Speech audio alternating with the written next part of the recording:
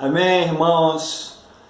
Graças a Deus estamos conseguindo concluir mais um livro da Palavra do Senhor, a carta de Paulo aos irmãos da igreja que estava na cidade de Corinto. Chegamos hoje no capítulo 16, que é o último capítulo. Paulo escreveu duas cartas àquela igreja, em tempos diferentes, né? Então ele escreveu essa primeira carta a esta igreja. Lembra que Paulo ia passando pelas cidades que não tinham igrejas, tinham apenas sinagogas de judeus, e Paulo começava pregando o evangelho ali, e fundava uma igreja, ia para outra cidade, fazia a mesma coisa, e assim ele ia. Era um grande missionário. E aí ele escreveu a carta a Roma. Não é uma igreja que ele fundou, mas é uma igreja que ele queria visitar. Mas as outras cartas, Coríntios, Gálatas, na igreja da Galácia, da região da Galácia, a igreja que estava na cidade de Filipos, onde ele foi preso, teve com ele e Silas, estiveram na prisão. Filipos, carta aos Filipenses, carta aos Efésios, né, a igreja que estava na cidade de Éfeso, Colossenses, na igreja que ele fundou em Colossos, Tessalonicenses, que é a carta que ele escreve para a igreja na cidade de Tessalônica. Por isso que tem esses nomes. E aqui nós estamos terminando a primeira carta que ele escreveu à igreja de Corinto, uma carta muito dura.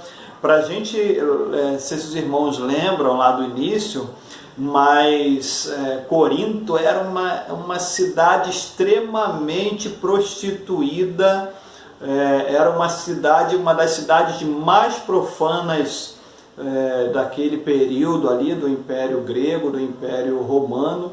Tinha ali o templo da deusa Afrodite, que era a deusa do amor e da beleza. Então tudo orbitava ali ao redor de sexo, né, de erotismo, os cultos religiosos. E aí Paulo vai pregar o evangelho ali, e essa galera que adorava lá aqueles deuses, que sacrificava aqueles deuses lá, fazia sacrifício de animais, né, que iam aqueles cultos pagãos lá, cheio de prostituição, mulher seminua. Esse pessoal começa a se converter e começa a vir para a igreja de Corinto.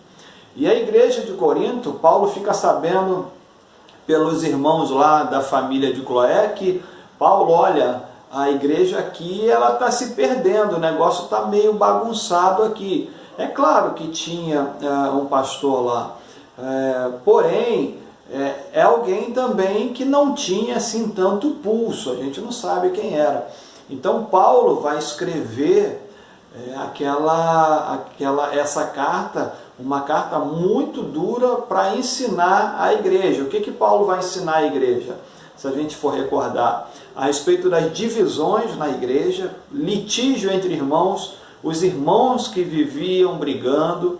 Paulo vai falar sobre comer carne sacrificada, lembra disso?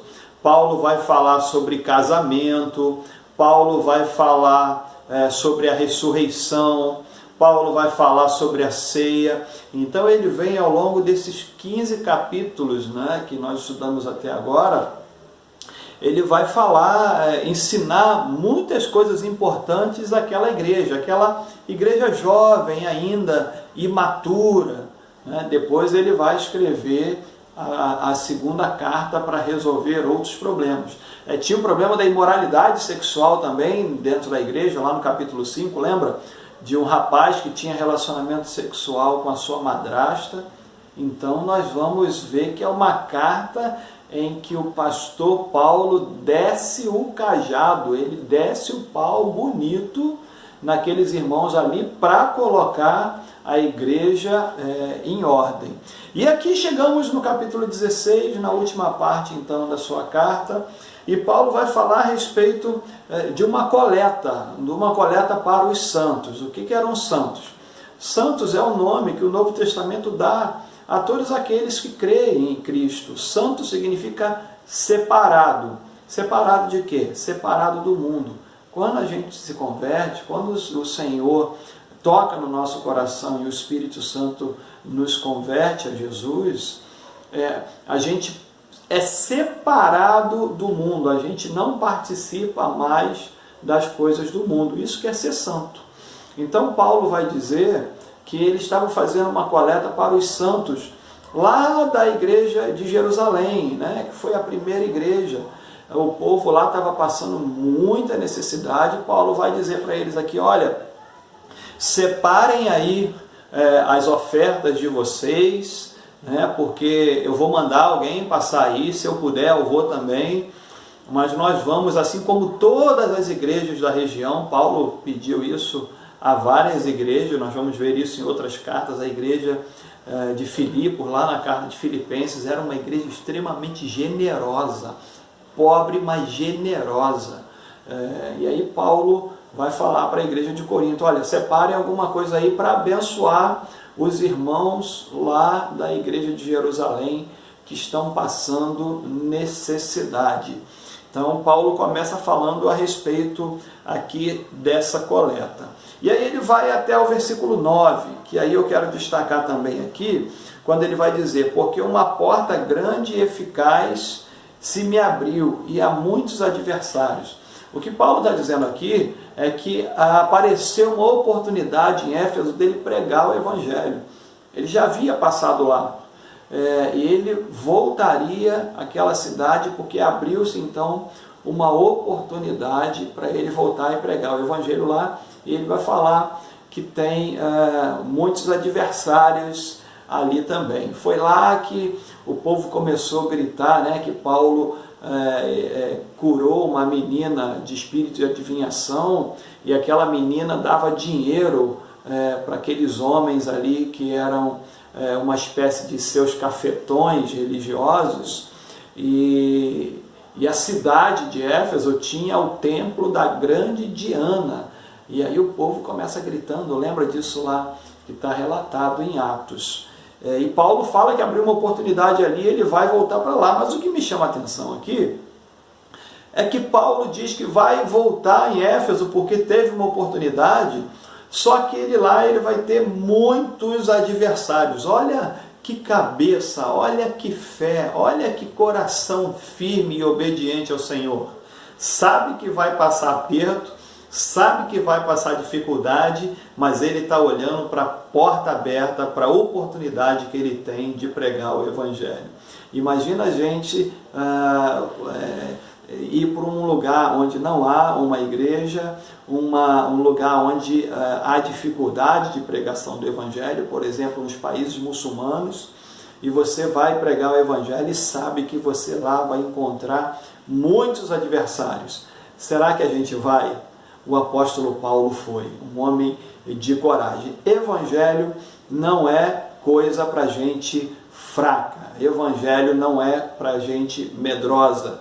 Por isso que ele vai dizer, os tímidos, os medrosos não herdarão o reino dos céus. Eu não digo aqui pela força humana, mas é gente de coragem. Para viver o Evangelho tem que ter coragem, porque vai apanhar, vai tomar na cabeça, o inimigo vai perseguir e ainda assim você vai ficar firme. O negócio é violento, espiritualmente falando. A caminhada com Jesus não é uma caminhada fácil. Vai valer a pena. Lá na frente nós vamos ver que vai valer a pena. Então, quero destacar aqui que o apóstolo Paulo diz à igreja de Corinto, antes de passar aí eu vou a Éfeso, porque lá abriu uma oportunidade para eu pregar o Evangelho e eu sei que eu vou encontrar muita dificuldade lá. Mas não tem problema, ele estava acostumado com isso e ele vai pregar o Evangelho lá também. No versículo 13, esse é um capítulo bastante curtinho, ele vai dizer assim, vigiai, estáis firmes na fé, portai-vos varonilmente, fortalecei-vos. Quero destacar aqui também essas 4 recomendações muito importantes para a nossa vida. Vigiar. Crente não pode cochilar, ele não pode dar bobeira, ele não pode brincar com o pecado, ele não pode flertar com as coisas que o inimigo oferece. Ele precisa vigiar o tempo inteiro. Ele vai dizer: vigiai, estáis firmes na fé. Firme na fé. Aguenta o tranco, não larga Jesus, que a gente vai receber o nosso prêmio, a coroa da vida. Portai-vos varonilmente, né? Nós temos no nosso hino nacional, varonil, quer dizer o quê? Corajoso, é gente corajosa. Povo brasileiro, povo corajoso, é isso que diz lá no nosso hino nacional. Então Paulo vai dizer aqui, ó, sejam corajosos.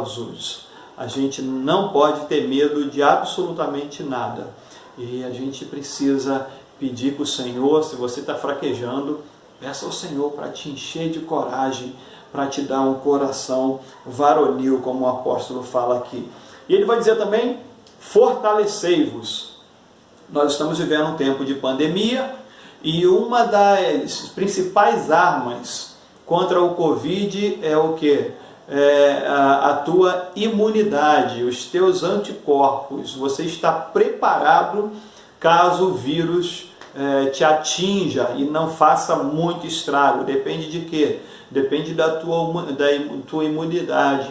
Então muita gente aí está no limão, muita gente aí está nas vitaminas C, aí à vontade nesse período.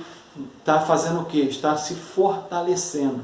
O que a gente tem feito ao longo aí desses 3 ou 4 meses, né? Estudamos João, estudamos Atos, estudamos Romanos, estamos estudando 1 Coríntios. Todos os dias quero agradecer muitos irmãos, tá? Pela tua paciência, por você estar me suportando aí todo dia, mas a minha oração é que isso que a gente tem feito diariamente possa fortalecer o teu coração. E é isso que Paulo vai dizer aqui, fortalecei-vos. Você está fortalecendo, você tem lido a palavra, você tem tido uma vida de oração. É assim que a gente fortalece o nosso espírito para os embates da vida. Você que tem acompanhado a gente nesse tempo, glória a Deus pela tua vida, fica firme, coragem e continua fortalecendo a tua alma nesse período tão difícil. E aí ele vai dizer no versículo 14, fazei todas as vossas obras com amor. Lembra que ele começa falando aqui a respeito de uma coleta? Ele já falou isso lá atrás, ele vai falar isso em outras cartas. Tudo que a gente for fazer para o Senhor, a gente tem que fazer em amor. Deus não aceita, Deus não quer nada que seja obrigado a nós. Não faça absolutamente nada obrigado. Tudo aquilo que você for fazer, todas as obras que você for fazer, faça com amor. Tudo para Deus deve ser feito com amor, com generosidade. Em relação à coleta, seja generoso. E Paulo vai dizer, cada um contribua de acordo com a sua prosperidade. Então, se você tem muito, não dá merreca, não. Oferta muito. Ele está falando lá de uma oferta para os pobres. Oferta muito, com amor. Quem dá com amor não dá pouco, né? Quem não tem muita prosperidade também pode dar muito, porque dar muito não quer dizer quantidade, quer dizer coração. Se o teu coração está cheio de amor, a tua oferta, ainda que seja como aquela oferta da viúva pobre, as moedinhas ainda serão de grande valia, terão um grande valor aí na tua oferta. Tudo aquilo que você for fazer, faça com amor.